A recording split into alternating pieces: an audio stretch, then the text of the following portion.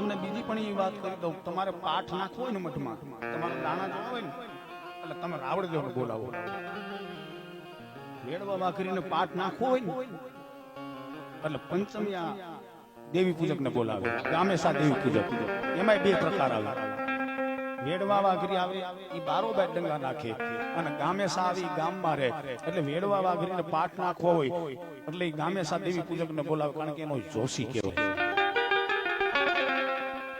એટલે દેવી પૂજકે કૌશિક પીઠડિયાને કીધું, ભાઈ અમારી કાંઈ ભૂલ નથી, કદાચ અમારી બાઈઓ, અમારા છોકરા, અમારી છોકરીઓ બોલી ગઈ હોય, કદાચ અમારી દેવી તારા ઘર લગીને પોગી ગઈ હોય, પણ આની બાજુમાં અમારું કાંઈ ન હોય, અમારા જોશીને બોલાવવો પડે. તેથી કૌશિક પીઠડિયાએ કીધું, તમારો જોશી રહેશે ક્યાં? કે બેડલા રહેશે, મારા જ ગામમાં. કૌશિક પીઠડિયાનો મારામાં ફોન આવ્યો કે જીતુભાઈ, પેલા તો મારી વાત ન કરી ગયો, પેલા તો ધ્રુસકે રોયો કે જીતુભાઈ, હવે હું આ દુનિયામાં ક્યાંય નથી રહ્યો, કારણ કે 1.5 લાખની દવા, 85,000ની દવા, 1 લાખની દવા, આવા મેં 7 દવાખાના. છેલ્લે હવે મારું એક કુળ વંશ, મારા ભાઈનો એકનો એક દીકરો એને દાખલ કરીને આવ્યો છું, એમાં ડોક્ટરે એને કોમામાં જાહેર કર્યો છે.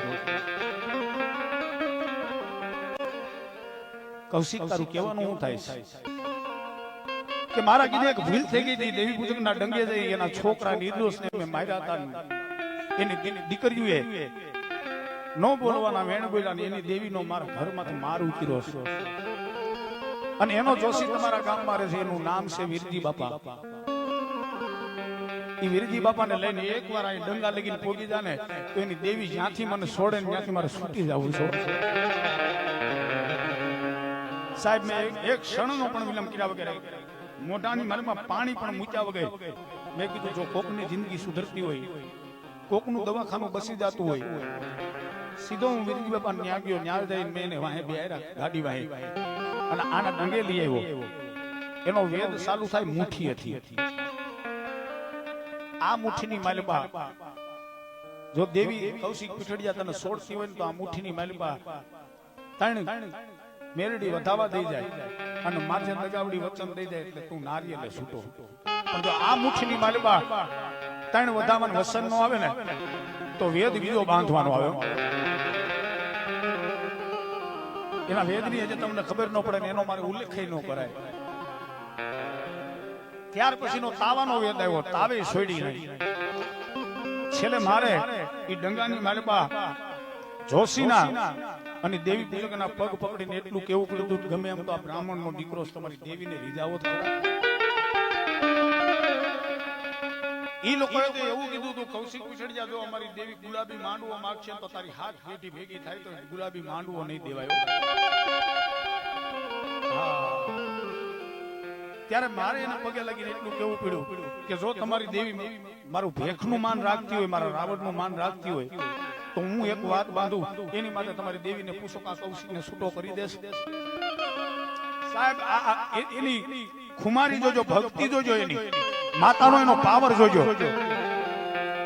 એની બાયુ, એના છોકરા, એની છોકરીઓ રોતા રોતા એવું કીધું કે રાવણદેવ, આ કૌશિક પીઠડિયા બ્રાહ્મણ છે, એને નારિયેલે અમારી દેવી છોડી દે તો અમારો રાજીપો છે.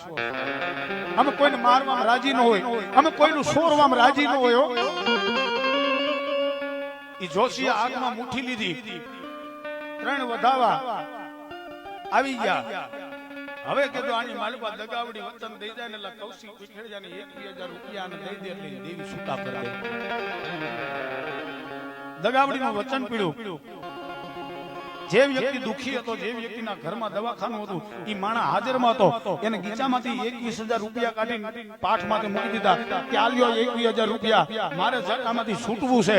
અને સાહેબ, તેદી દેવી પૂજકની બાયુ રોતા રોતા બોલી કે કૌશિક, એમ તારા 21,000 નો લેવી તો કે જે દવાખાનામાં તારો દીકરો કોમામાં છે ને ત્યાં અત્યારે જા અને તારી પેલા મારી દેવી પોગી જાય ને એમ કે દાળ ભાત ખાવા નો પાંજે વાખીએ વસ્તીની દેવી.